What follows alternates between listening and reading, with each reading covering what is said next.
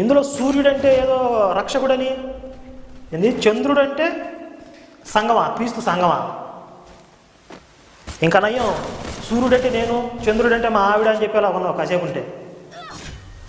ఇక్కడ ప్రకృతి గురించి అడుగుతున్నారు. ప్రకృతిలో ఉన్న సూర్యుడు, చంద్రుడు, భూమి, భువనం గురించి అడుగుతుంటే సూర్యుడు అంటే రక్షకుడు, చంద్రుడు అంటే క్రీస్తు సంఘం. ఏం నీ ఇష్టమా, వేదమా ఇది? సరే, ఇప్పుడు ఇంతకీ నీ బాధ ఏంటి అసలు? ఇశ్రాయేలు భూమధ్య ప్రదేశంలో ఉందా? భూమి ఎలా ఉండదో తెలుసా అసలు నీకు? అందుకే నీకోసం తెప్పించేది, గ్లోబ్ తెప్పించా, నీకోసం ప్రత్యేకంగా తెప్పించాను. భూమి ఇలా ఉండిద్ది గుండ్రంగా, భూగోళం అంటారు. ఆ బైబిల్ చదవడం వల్ల నీకు ఆ మైండ్ దొబ్బి భూమి బల్లబరుపుగా ఉండిద్ది అనుకుంటున్నామేమో. ఇందులో దీనికి భూగోళం ఇలా ఉంది కదా,